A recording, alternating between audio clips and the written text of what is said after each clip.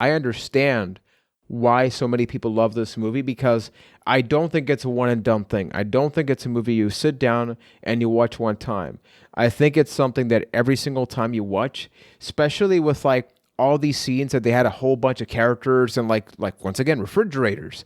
I guarantee you there's like a little thing in there that is maybe in another scene as well, and you could connect those dots. In this podcast, we've talked about our favorite games and movies, but we've not shied away from also experiencing those classic games and films that we never checked out, like Super Castlevania 4 for the Super Nintendo. We played that and we talked about it here on the podcast, but that begged the question, what else is out there that we've just not tackled in any way, shape, or form in the podcast? And that led to the beautiful world of anime. Real talk, after an episode, I started searching for the top 10, top 20 weirdest anime films of all time. And then this movie came up called Paprika. So we thought it would be fascinating to have a complete no context experience of a film that many said is completely just outrageous, very much out there. So we are going to be talking about that on another exciting episode of A Cast of the Past with a brand new one available each and every Monday, available with yours truly. I am available to listen to. Juan Velas from Puerto Rico, also available to listen to from London, Ontario, Keith Hamilton. Now, Keith, I gotta available to listen to. Only to listen to. I don't do house calls anymore. No, you stop that. Especially now. It's just not safe, Keith, for many different reasons. But when the credits rolled in this movie, you saw the titles, the directors, and all of that. How were you, man? Because this is quite out there, right? I could really sum it up into one word. Huh. It's the only thing that I felt. I mean, that is a word. That is a word. Right. From Boston, Massachusetts, is it a huh? Like, what do you have going on? My reaction was, I'm 70% sure I knew what was going on. So yeah, that's pretty good. That's actually not bad, because let's not forget that this movie came out in 2006, and during this time, we've had a lot of these psychological thrillers, whether they be indie films or blockbuster films. The reason that this movie came up is because it is I'm actually going to read the plot. Usually we try to like paraphrase it, but I think it's just so difficult to really explain it, and I don't want to good overlook luck any, here. any details, and I cannot wait to get Keith's response on this. But it says, in the future, a newly created device called the DC Mini, not the Dreamcast Mini, people, we're not talking about Dreamcast. And it has nothing to do with Batman. Not either. Allows the user to view people's dreams. The head of the team working on this treatment, Dr. Atsuko Chiba, begins using the machine illegally to help psychiatric patients outside of the research facility by assuming their dream world alter ego or other personality known as Paprika. Chiba's closest allies are Dr. Torataro Shima, the chief of the department, and Dr. Kosaku Tokida, an obese genius manchild and inventor of the DC Mini. So this film, it's like a psychological thriller. There's a little bit of an investigational element as well. As it kept unfolding, starting with Ryan, I would just love to know, not having a lot of context and maybe not watching a lot of anime regularly in the past couple of years, how did you come into it initially? Well, I came into it knowing a couple things. One, I remember when it came out that it was highly regarded. I can't remember where I saw the list, but I was watching some list way back in 2006 of like either top movies or whatever, and this movie was mentioned. So it's always been in the back of my mind as something I heard was a very highly regarded anime movie and just hadn't seen. The other thing I knew was apparently this movie did help kind of create inspiration for the movie Inception. So I knew going in that it was going to be related to dreams and that it was going to be a little bit trippy. So I knew that I would have to pay very close attention, and I couldn't kind of like, I had to keep my complete focus on this movie if I wanted to understand what was going on. So that was kind of my approach going in. See, I went in with nothing. Like, I had never heard of this movie before you told me to watch it for the podcast, and I made a note of not learning anything about it. Like, even my anime consumption, I probably haven't sat down and watched anime in at least over 10 years at this point. So going into this, it was very much like I started out with it in the background, kind of working away, and then by the halfway point, when things get like, this is a weird movie, but there's a point where it gets like weird. Yeah. And once it got to that point, I was glued to it. And it was not knowing anything about it, not knowing about any of the praise it received or the things that it inspired. It was a roller coaster of a experience. All I needed was a roller coaster, considering all the crazy stuff we got. I'm actually quite surprised we didn't legitimately get a roller coaster in it, but I love the fact that we're talking about this, because would this be the first film or movie in this podcast history where we really have very little context? Because we've had a lot of movies that we've not watched, games that we've not played, but we've known them, right? And in many ways, it is the infamous or famous part of those games that make us go like, oh, Super Castlevania 4, like I mentioned. Breakfast Club is something that some of us watched, some of us hadn't watched, but everybody knew about it. What do you guys think about this, where it's like you don't even know if people like it or not in your case, Keith? Do you factor that in as you're watching something that is simply so out there? I think it's cool that it's a scenario where I don't have to factor that in. Like, a lot of the times in this podcast, when we talk about things, we look at it like in a retrospective way as far as opinion goes, where we either try to put ourselves into the minds of somebody that had seen it when it first came out, or somebody that has highly regarded it going back and watching it now in 2020 or whatever year we're in. Like, this was a totally blank slate. Like, my opinion of what I saw on that screen was what I think of that movie. Like, no outside sources. It was a very unique experience, because you don't really get much of that anymore, especially with the rise of social media in recent years, because there's, even before something comes out, there's somebody has put thoughts about it out there, for better or worse. Last of Us 2. Last of Us 2, every single Star Wars movie that's come out the last few years. Like, you kind of have expectations subliminally put into you by what's going on in social media. So to have this experience to go in totally blind is wonderful. It's so unique these days. It really is. As for those that have not seen the movie, this is without question going to be a spoiler-centric review, because it would just be impossible to actually talk about this movie without getting to the spoiler. But even before all of that, I was trying to think to myself, how could I explain this to somebody that hasn't watched it, so they kind of go like, okay, I kind of get it. I think there's you sprinkle in some Inception, but I really do think it has a lot of sprinkle in elements some from Paprika as well? I'm going to make that joke like 20 times by the time we're done. That was my first thing. Like, at what part of the movie they actually did it? Like, they went for it. They actually went for it. I stood up and clapped, because I was like, bravo, you did it. Like, they had you paid it off. You paid it off. But I think there's a lot of The Matrix and Truman Show in this. I think, with The Matrix, you have the real world, which is like the nasty world. We actually talked about The Matrix, available in the archives. And then you have the plugged-in world, right? And I think this movie had to have in some way be inspired by the fact that what happens in our head, or in this case, in our dreams, maybe does influence some of the stuff. And even one part of the movie, where something happens to a character, the character actually feels it, even though it's happening in the dream, right? So it's like the whole concept that even though they're two different things, you as a human being sort of experience one and the same. What do you think about that? It's like Nightmare on Elm Street in 2006. Oh, that is also a good tie-in. Yeah. Huh. Yeah, I really liked what they did. They made it a little interesting with like technology and dreams really merging together, and they even kind of say they're one and the same. Like the internet world is, they even say, is kind of like a dream in and of itself. It's like a dream world, and if you think about it, they are kind of similar, right? In a dream, Except dreams can be pure, and there's none of that left on the internet.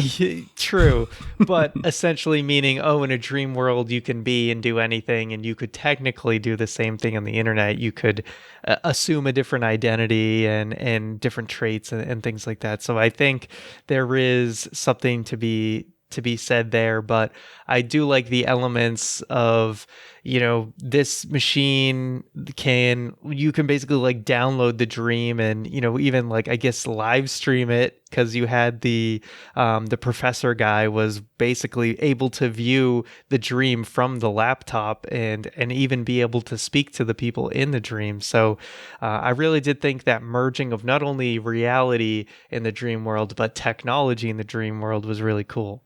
It's such a cool concept because with the idea of dreams and what you think about in your imagination, like it really is limitless. You can really go anywhere with that. And in this movie, they go for that. And you can do crazy, insane things and create crazy imagery because it's a dream and it's so much fun. And they really they nailed that fun aspect of it so hard.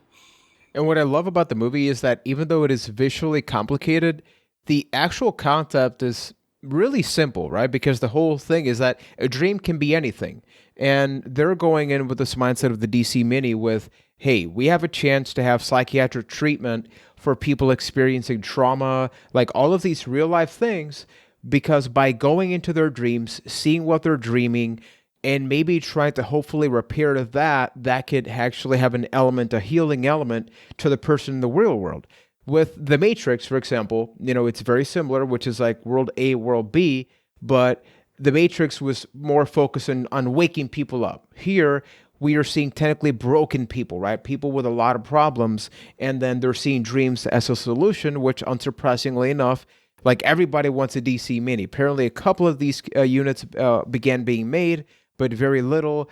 Somebody steals them throughout the film, and they have no coding or any kind. Like they forgot to put in a password. So it's like anybody that gets access to this can really do almost anything that they want.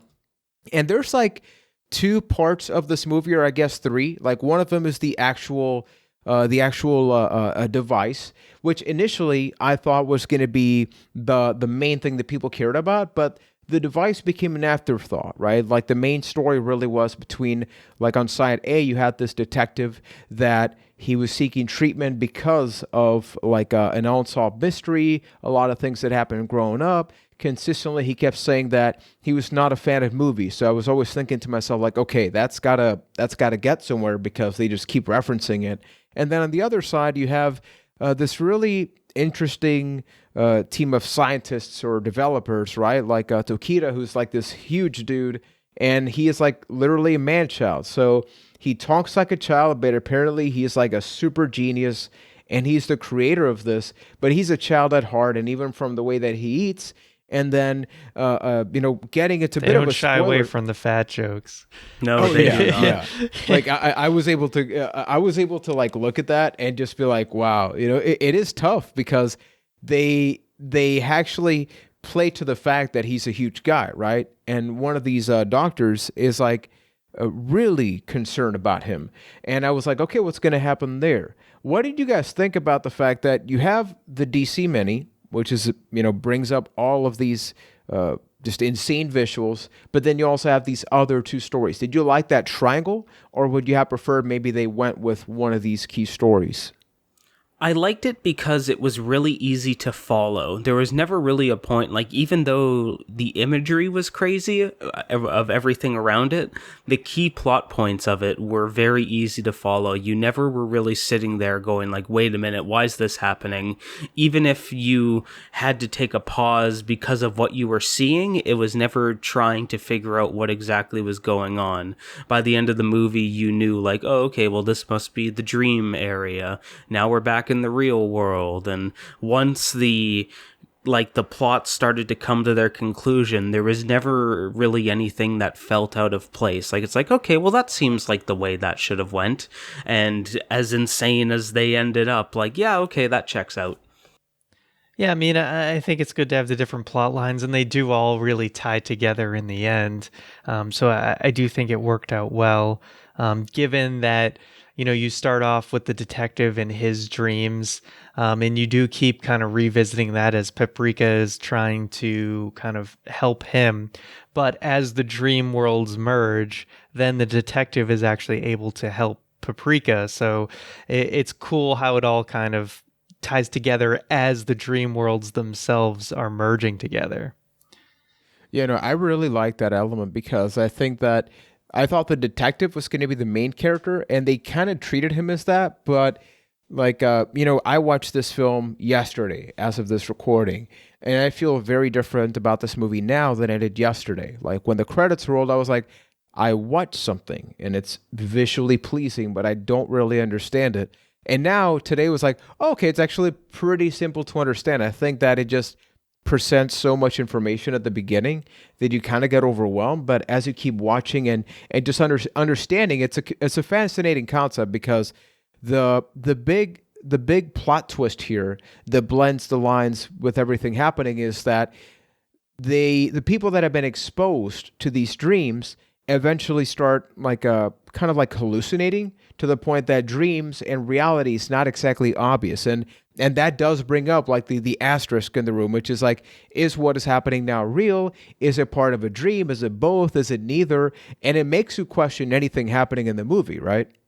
Yeah, I mean, I think the basic plot points of the movie are pretty straightforward, but I think a lot of the interpretations and analysis, you could go way, way, way beyond just kind of the basic structure. But it did seem to be not only the people were hallucinating, but someone was basically weaponizing the DC Mini and being able to kind of force people into a dreamlike state, which is why the professor dude kind of like jumped out the window at the beginning, because he basically just got like hijacked. Weren't into they a dream. like importing other people's dreams into other people's brains? Yeah, exactly. They were, like I said, they were basically like weaponizing it against people, which is why Dr. Chiba like almost jumps off a balcony, because she didn't realize she was in a dream, and then she gets saved at the last second by, I think, someone who was actually evil, working with the professor dude, which, unless you're talking about X-Men, if you're for some reason, if you're a professor in a wheelchair, you're just automatically the villain of you're always the twist villain, right? No, if you're the chairman of a giant company in an anime, you are the antagonist. Exactly. Yeah. You're the final boss. But I actually thought that was a fascinating thing, because if you think about it in real life, and like a real question to both of you is, have you ever had a dream that you wake up, it's not true, but emotionally it affected you? Like I've had people be upset at me only for them to be like, oh, it's like I had a dream when you said something I didn't like. Or I've had situations where I'm like, oh, I thought this person died or something. Those people sound crazy. That happens to me all the time. My girlfriend will have a dream where I'm an asshole, and then she's like mad at me in the morning, and I'm like, I didn't do that. Yeah, I mean, jokingly, like half, like jokingly, not actually. Well, mad, are they half jokingly or jokingly? Because that's very different. Yeah. No, but she'll always tell me about it, and I'm like, what's going on? Like, Dream Ryan is apparently not a good person. I mean, I can say that human Ryan maybe this is Dream Ryan, Keith, and he's only pretending to be nice, so he's on this podcast. Have you ever thought about that, Keith? I don't know. Not really, but I guess I have to question everything now. Okay, now I got a real question. Ryan, would you say Dream Keith would be worse than this one? Because if so, like, what does that even look like then? Keith with unlimited power. I don't like it. What am I, Palpatine? What the hell? I mean, maybe. No, but that's immediately where my mind went to. Yeah. It could go worse places. But this movie actually brings up some good stuff. Like, I mean, for context, I do work in the background of mental health, not clinically speaking, but I have a lot of experience with that. And there's a lot of things like meditation and yoga and breathing and mindfulness. And a lot of this ties into like your sleep patterns and developing that better, because if you sleep better, you feel better. So I like the fact that this movie kind of takes that, but in a manipulative aspect, right? Which is like, what if like the weapon is not a gun? What if the weapon is your dream? And then I sort of pull that to the real world and I manipulate that for my amusement and my experience. Now, the part that I didn't really begin to really put together until today, really, is the whole fact that we have once again this giant man-child Tokida. He's the inventor, the creator of the DC Mini. From the very beginning of the movie, we see things like the circus. It's like a lot of outrageous stuff. You begin to see refrigerators, and I think the fact that they made him largely obese actually really tied in well to all of this, because you can sort of begin to make some connections as to like the dream world of Tokida and the real world, and it's kind of like other movies that we I was spoil a really bad movie here. It's almost like other movies that at the beginning of the movie you're like, wait, does this tie in with anything else?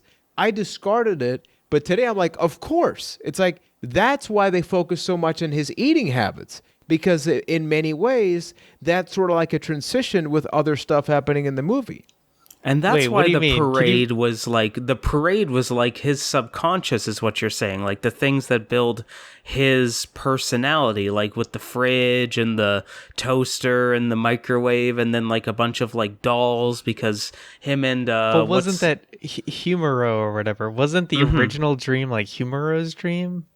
But keep in mind, But things were getting added on, right? yeah, and keep in mind, like the whole concept of the movie, and I think this is exactly what they wanted. This Maybe we is maybe should one of those explain films that's like there's the- no clear answer. But Yeah. keep in mind, they said in the movie that by being exposed to the DC Mini, just by being exposed in any kind of capacity, you're going to begin to be influenced. So who created it, right? So hypothetically, anybody that is not Tokida, anybody that is not the creator in some way, shape, or form, because he's involved in this whole testing process, must have had some kind of his dreams, right? Henceforth, like, Yeah. you know, he had a robot t-shirt and the, like, okay, serious question.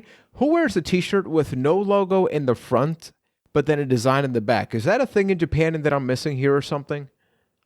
Could be. But maybe before we dive any deeper, we should just give a basic outline of the plot for anyone listening who hasn't actually seen the movie and has decided to just let spoilers rain down on them. But essentially, Sure, go ahead. Yeah, Yeah, like, that's your boy. job, bro. I was like, is anyone gonna step in? Okay, I guess it's me. Long story short, we have the DC Mini. It gets stolen. This evil professor guy turns out to be the one who essentially frames Tokida, the big dude's partner, Humor, as the one who originally stole the DC Mini. But he ends up kind of being a pawn in the scheme of this professor who's essentially hijacking the machine and eventually pretty much gets everybody into this dream world and this craziness, so he can gain all this power and he becomes this giant big dude in the dream world, and he can walk and is more powerful. And Paprika, after kind of coming to a self-actualization, gains a lot of power and literally like eats the dude, which was weird, and the world's saved. So that's things in a nutshell. But of course, we have the detective who has his own story. And Paprika, who's like a subconscious of that other lady. Yes. Yeah, so she's kind of an interesting character in and of herself. And if we want to talk about that real quick, because I actually ended up watching a video analysis just so I could get a little more context to make sure I knew what the hell was going on when I saw it. But it was, if you ever want to check it out, it's by the YouTuber Renegade Cut. He does a lot of great work. And he talked about how Dr. Chiba and Paprika, as in basically Dr. Chiba, she's a scientist who works with Tokida, but in the dream world, she has like her own kind of avatar, Paprika, where she's more outgoing and much more like flirtatious and just very different than the very reserved, introverted Dr. Chiba that you see in the regular world. And he kind of related it to, you know, Dr. Chiba is who she is, and Paprika in the dream world is kind of who she wants to be, and that personality. It's like the fantasy version of herself, of what like her optimal self is in her mind, and in the end, literally those two personalities combine, and she kind of becomes like it's a merger of who she is in the real world, who she wants to be, to kind of like come to terms with who she like basically being the person she wants to be, and that's how she's able to overcome everything. So it's almost like it's about this character like realizing her true self. And I like that because the movie ties in a lot of loose ends. You did a really good job of summarizing the doctor's part of the process, but you also have the detective, right? Which the detective in the film, like I mentioned, they make a lot of references to the fact that he doesn't watch movies, yet a lot of what is happening is movie influence, and then throughout the film.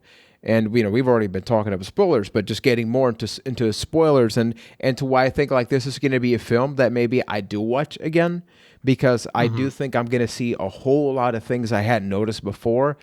Is that he actually made I guess like a bit of a student film when he was around 17 years old. Some stuff happened with the actors involved, and it's like this whole process that I think human beings sometimes grow up. Maybe they had a dark past or something they didn't like, and they sort of let it go and pretend like it's not part of like that is what is affecting them. But then it does come up in dreams, and that's one of the things that happens in dreams, right? Sometimes, like, have you guys ever dreamt something that you're like, wow, I completely forgot about that, but all of a sudden, Oh yeah. Yeah. Those haunting high school dreams where you remember every mistake you've ever made in your life, and you wake up feeling real good about yourself. Love those. Or somehow you forgot to go to it. There was a class in high school you forgot to go to, or something like that. Yeah, that's not specific at all. Am I the only one that always got those dreams about going to school and realizing you went in your underwear only? I never really had those. I felt like those are the dreams that people only had in like sitcoms and cartoons. Yeah. I never had Okay. anything like that. I have Okay, dreams yeah, to this sitcoms. day sometimes where I'm like, I still haven't graduated from high school. I need to take this class because I'm going to fail and stuff that's like what that. yeah, that's the kind of dreams I've had. Or like, oh, I never did this shift at my old job that I haven't done in years, like random things like that. But I don't know, I feel like have like sitcoms and cartoons influenced you too much, Juan, that you actually had one of those dreams that you always see on I TV? don't know. One of my most recurring dreams. Oh man, you know what I hate? Usually when I talk about these, they happen. So I'll let you. I'll write. Yeah. Hey, I'll write on acastofthepast.com/discord if it happens. Yeah. What about those dreams where your arms randomly you can't move your arms? Have you ever had that? Oh, No. no. I have had Like, this but I one, hear they're terrifying. which is I used to live on a second floor as a kid, and I had this dream where I fell, but it was like an endless falling. I would never just hit the floor. Ooh. It would be the entire dream. And oh my goodness, another dream I had, zombie outbreak. This was actually around the time I played RE2 as a kid for a little while, and legitimately, I shit you not, the dream, I would wake up. I mean, like, I would wake up in the dream and be like, oh, I'm still in a zombie outbreak. I'd be trapped in a home. And the whole dream is just me sitting there looking at zombies trying to go in. And I had this dream for like a month, to the point where Wow. like I actually missed school one day because I was so deathly afraid of going to sleep, because I'm like, come on, man, just kill me already. Just get it over with. Yikes. And this therapy session has been brought to you by Paprika. Oh, Paprika, you brought up the dark stuff. But hey, I got an interesting question. Let's not neglect the fact they have a freaking machine that, as Ryan mentioned at the beginning of the podcast, like, you can basically live stream your dreams. Can you imagine how many influencers we would freaking have streaming? Oh my. Okay, Ryan, Yeah. do you even think we could stream Keith's dreams? I No. wouldn't go near that thing with a 10-foot pole. What happens in here stays in here, and the world is better off that way. That is There'd interesting, be though, some, right? Because some NSFW Oh, hell live yeah. streams. How do you guys feel about the fact that, let's pretend this was actually real, and you go to a therapist and the therapist actually puts on a device and they can visually see what is in your head, but it is like dreams, right? It's not your thoughts. And I to actually me, would like if you took that question first, because as you mentioned earlier, you're an advocate for the mental health field and work very close with that. Like, let's pretend for a moment that it's real and it's a tool that can be used in something that you're very close with and could like affect day-to-day things. Like, is that something that is like better off in theory, or could it actually be like a groundbreaking thing? it's impossible for me to give like a non-serious answer, so I guess I have to give it. There's two sides to the spectrum, right? So on the beneficial side, it's like a lot of times there's trauma from people in the past, right? Unworked trauma, and hypothetically, you could put a face to the scene of what happened in your past that maybe you forgot about, and you could actually you could sit down with your therapist and work on that. But on the not so positive side, you can maybe identify 20 other things from your past that you completely forgot about. So you came in, hoping to like, hey, like I have this one scene with this one dark thing in my past that I wanted to solve. All of a sudden, you go into my dream. It's like, I got 35 of them, man. Like, I didn't come here for this. So in theory, it's neat, but I think it's like the lasso of truth, which is like, hey, that's a wonderful superpower, but do we really are we ready for that? Do we want that level of honesty in our life? Do we, Ryan? Do we? I don't think so. No. Yeah, it's like if I don't know, have you guys ever seen Black Mirror? Yes. Well, Yeah, I've seen some of it. I had to stop because I'm like, this is too much for me. There's an episode of Black Mirror where basically they get this implant in their eye called like the grain, or like, yeah, it basically makes it so that your eyes are like video cameras that are recording everything. So like you could have in like, for instance, in the episode, he has a job interview, and then when he's on the ride back home, he's like replaying the job interview to like analyze it, like, oh, did I mess this up or whatever. So it's essentially a world where memory is perfect because you have everything recorded. And yeah, it could be really bad because you get people over analyzing things. You'll never forget things because you'll always go back, and it will basically just make you Will drive you crazy. Yeah, it could drive anyone crazy.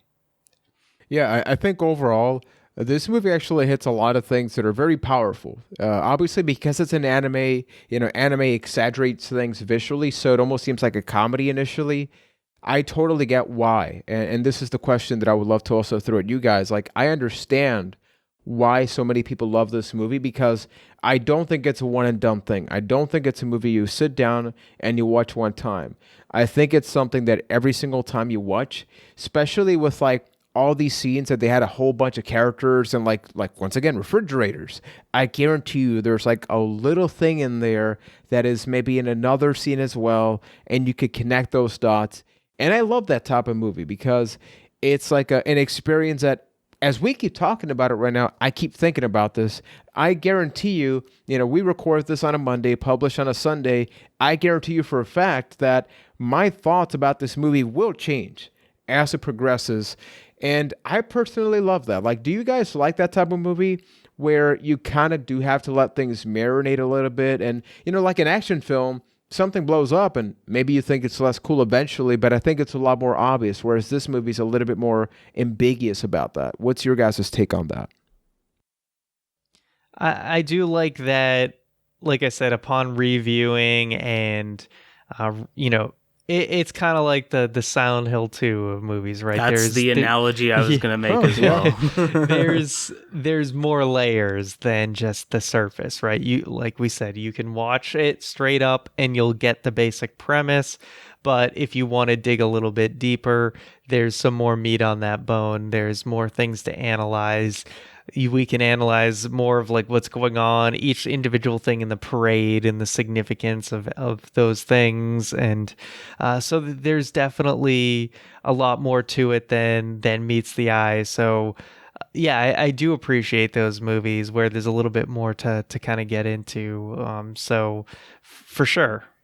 I appreciate it, but I'm also happy that every movie isn't like that. Like, there's room for both on that spectrum, and every now and then having one come along that really you can just like sink your teeth into. And I agree. I'm with you, Juan, where by the time that this episode comes out, my opinion of this movie will change because I have more time to think about it and really just like digest everything that it was presented and like put together these pieces of it. It is something that you can go back and watch multiple times because A, it visually it is so enjoyable, and B, it's one of those movies where you're gonna see something a little different. Something's gonna click the next time that didn't click the first time or the second time, and it's fun to really just like get in your own head about that and just like let whatever happen. So, having said that, starting with Keith, we've all admittedly fallen off the anime bandwagon. I think we all there's Dragon Ball Z, like there's the mainstream options. I for a while watched a lot of anime.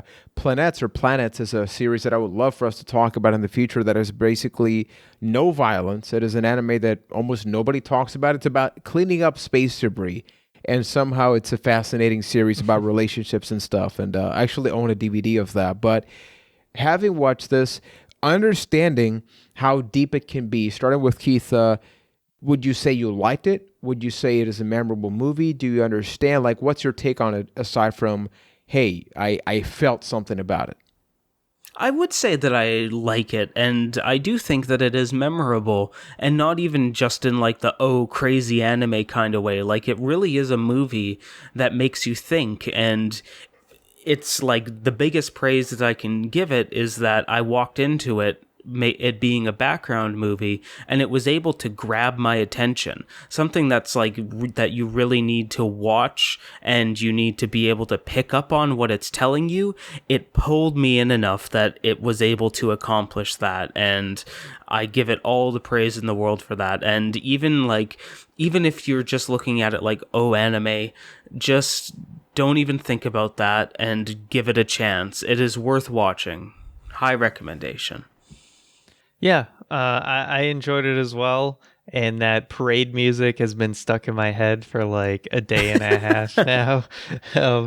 It is a great movie. If you enjoyed movies like Inception, then it's an really interesting, the plot to Detective Pikachu. Yeah, a semi-similar plot to Detective Pikachu. Not quite the same.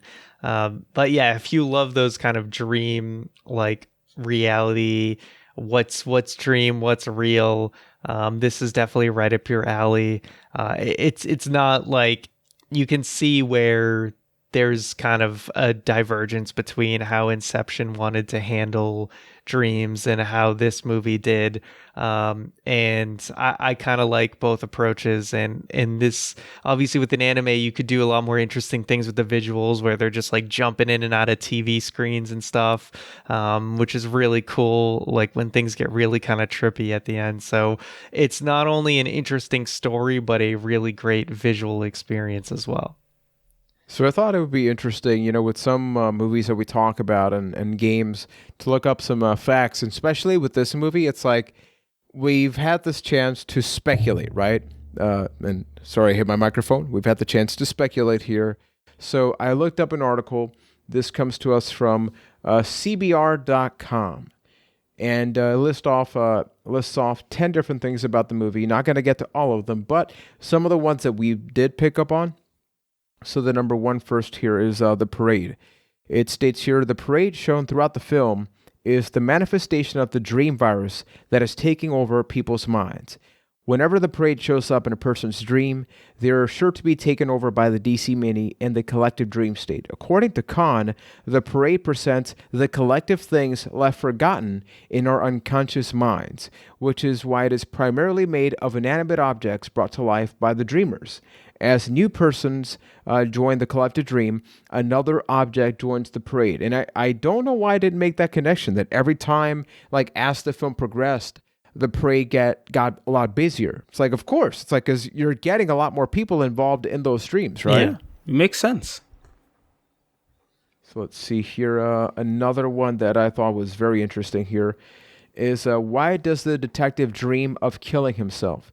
This one comes back to a more abstract idea of suicide. As Konakawa says during one of his sessions with Paprika, he once had a love of filmmaking during his youth, but chose instead to pursue a career as a detective than chase his dreams. In this sense, he killed the part of himself that wanted to be a filmmaker, going so far as to develop a dislike for films for many years until coming to the realization that he traded one love for another and accepting that side of himself once again. Now that's actually really deep because it's like it's not suicide in the literal sense, but in the emotional sense, it's like you killed off a part of yourself, and they showed that. What did you guys think of that now that we've read that? Yeah, that's really cool because I was a little confused by that part where he said like he killed himself because of the, you're getting very distorted versions of what's real, what's not.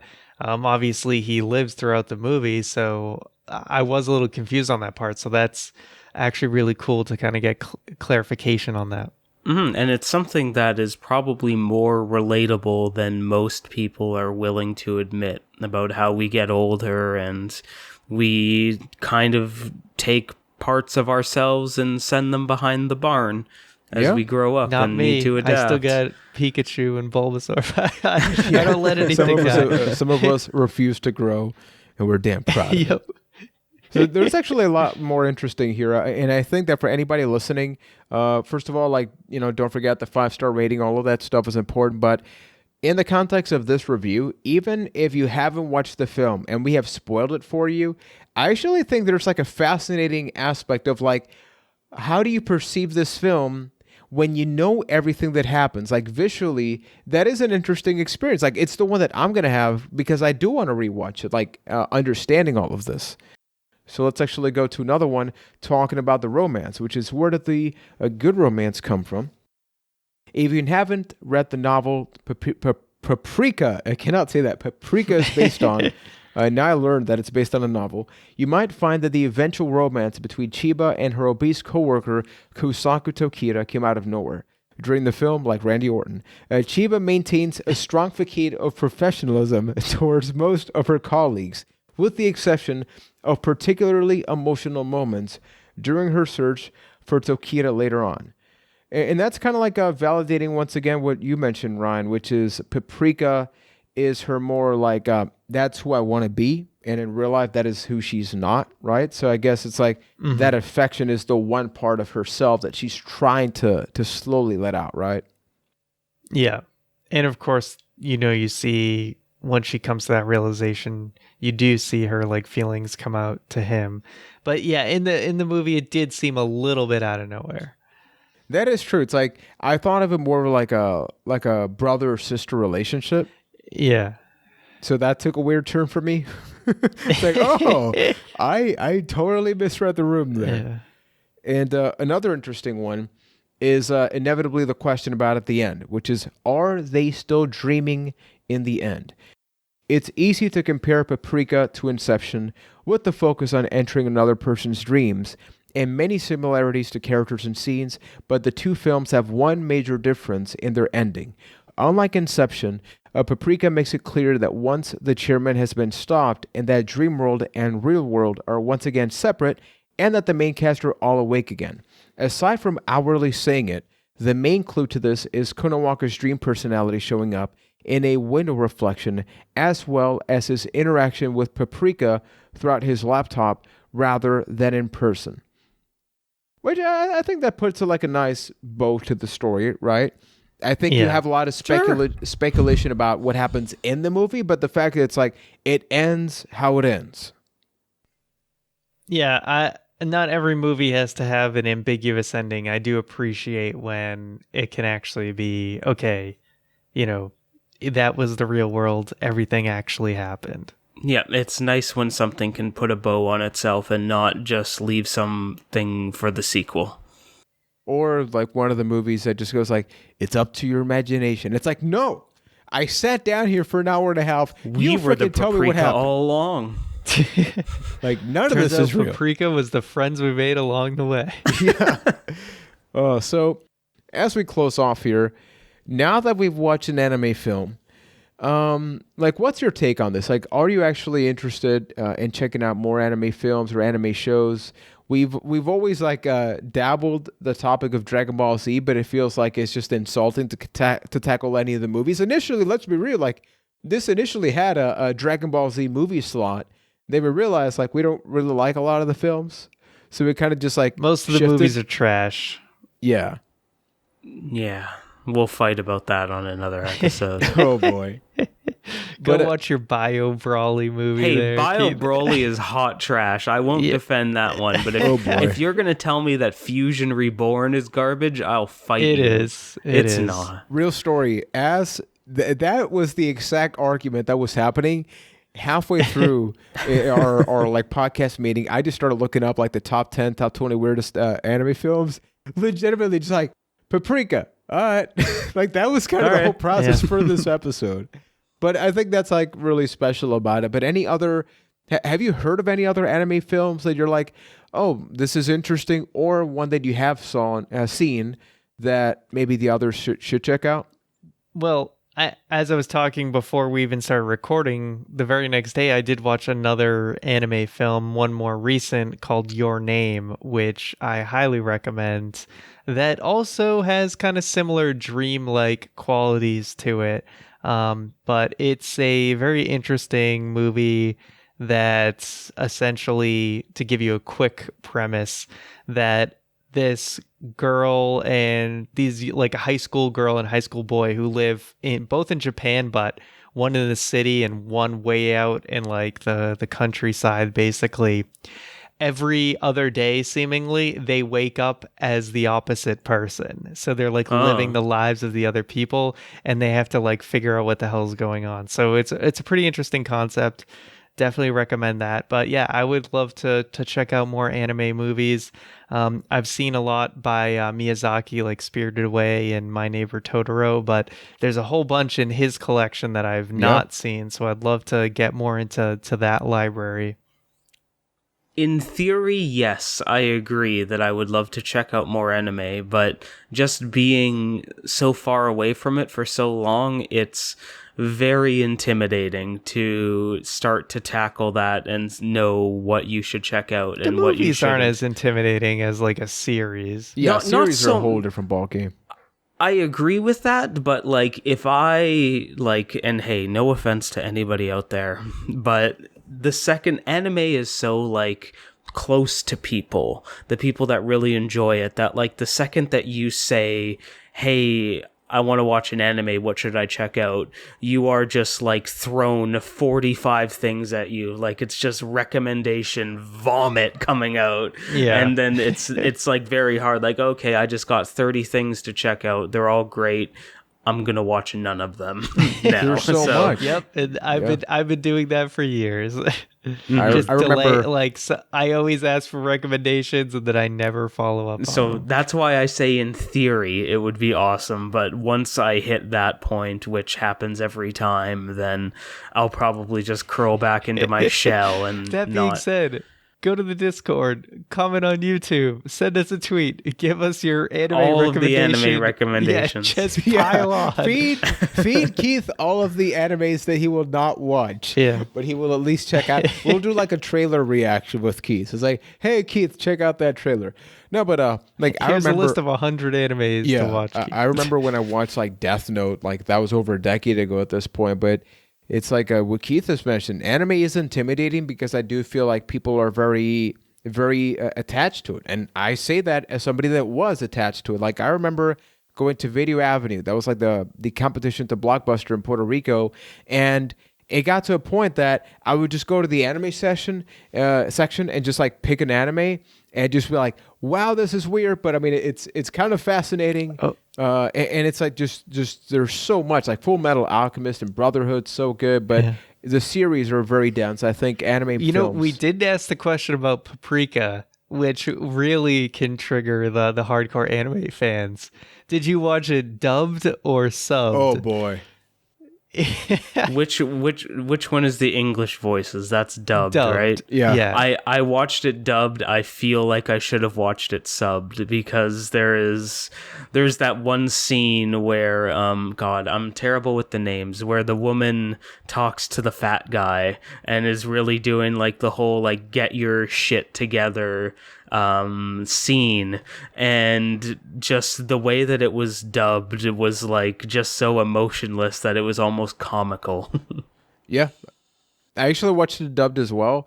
And usually I never do that. So this is one of the weird chances where I watched it dubbed because it was such a visual movie that I missed a lot of stuff by reading subtitles. Also, when I first started watching it dubbed, I accidentally left on the subtitles. Holy crap, they do not match up. Like, wow. One of them is one like a direct translation, the other one's like a localization. Like, or it something. straight up said, hello, Captain, and hello, Detective was the dub. Like, it actually got factual information wrong. So, in many ways, I'm like, I guess it's good I watched it dubbed because, like, the subs don't seem to match. Like, I read a lot of that, and I'm like, that doesn't seem right. I don't know. I know it goes against the anime code, but I'm dubbed all the way. I don't care. Like I watched all of DBZ. On them dubs. Yeah, I watched all of DBZ dubbed. I'll watch it all dubbed because I'm too lazy to read the subtitles. Real talk, and I'll fight for this one. DBZ is better dubbed, at least the English version. Yeah, I actually watched DBC in Spanish initially. And then it's like the same dude played Gohan when he was like an adult as he was a kid. Well, and I got like the orange brick like DBZ DVDs, and it's like, oh, you can watch. Do you watch English dub with Japanese music, or English dub with American music, or Japanese dub? I don't know if anyone would do Japanese sub with American music. I don't know if anyone would watch it like that, but I don't care. I like the DBZ American music, and Japanese music's good too. But Vegeta's song is the best music of all time. We're doing it right now. It's like we should just do an episode that's literally Dragon Ball C, and it's just kind of like, hey, just throw a topic out there. We could talk about Vegeta. Like, the Dragon Ball music alone is good, but anybody, like I mentioned, we could keep this conversation going. So if you haven't, please consider that is not the right thing on the Vita version. Please consider joining acastofthepast.com/Discord. You can hang out with all of us. I also have a Player One channel there, which for those that did not join this past weekend, as of the publishing of this video, it has been 1 week since I did a stream with these two beautiful people, where for 2 hours we talked about a whole lot of stuff, and there should be a video archive available on the YouTube channel as of the publishing of this episode, so you can There's subscribe. An R word I never want to hear again after that conversation. Certain parts of Keith's dialogue may be cut out of the YouTube version because Keith is Keith, but we love Keith, don't we, Ryan? What did I say? We do. I don't think we said anything. I wanted to see, like, if I threw good. that. Would Keith second guess himself? He did. So I did. I'm proud of that. I'll dream about that tonight. Oh, that's going to be dangerous. But that's going to be doing it for another exciting episode of A Cast to the Past. I never want to be in your dreams, Keith. Never. You live in my dreams constantly. I just want to take a moment to give us all like a pat on the back, because we went this entire episode without doing one American Dream Dusty Rhodes impression, and I think that's admirable. Tokida's been going through some hard times, baby. Going through some hard times. All right.